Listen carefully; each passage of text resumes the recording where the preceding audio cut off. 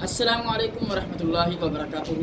ناظرین محترم، آج 14 شعبان المعظم اور 7 مارچ کا دن ہے اور 2023 1444 سے ہجری۔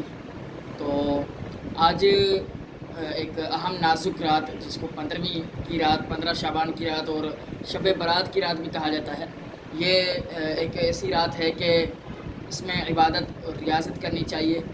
اور یہ رات وہ ہے کہ اس رات میں نامہ اعمال بند ہوتے ہیں اور دوسرے نئے اعمال نامے آتے ہیں، اور پورے سال کی یوں سمجھ لیں کہ ہماری نامہ اعمال جمع ہوتے ہیں اللہ پاک کے پاس۔ ویسے تو اللہ پاک کو سب کچھ پتہ ہے، لیکن یہ اس کا نظام ہے لکھنے والا، اور وہ جو فرشتے کرامن کاتبین سیدھے کندھے پر جو ہے وہ ہماری نیکیاں لکھتے ہیں اور الٹے کندھے پر ہمارے گناہ لکھتے ہیں۔ تو ہمیں چاہیے کہ ہم نیکیاں کریں اور گناہوں سے توبہ کریں، اور جو ہے وہ حقوق العباد کے معاملے میں ہمیں جو ہے وہ حساس طبیعت ہونا چاہیے۔ اسی طرح شب برات یعنی اس رات جو ہے وہ آزادی کی رات ہے، جہنم سے آزادی مانگنی چاہیے، اور کئی لوگ یہاں اس رات کو جو ہے وہ بخشے جاتے ہیں، اور مغرب کے بعد 6 نوافل 2 رکعت کر کے جو ہے وہ دراز عمر بالخیر کے لیے اور وسعت رزق کے لیے اور گناہوں سے مغفرت کے لیے، اور مطلب اس طرح پڑھنی چاہیے۔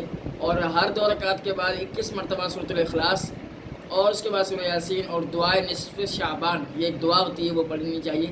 میں آپ کو ریکمنڈ کروں گا، مدنی پنصورہ میں یہ دعا لکھی ہے، مکتبۃ المدینہ سے مل جاتا ہے، اور امیر اہل سنت دامت برکاتہم العالیہ کی کتاب ہے، تو www.dawatisلامی.net سے یہ ڈاؤن لوڈ کی جا سکتی ہے۔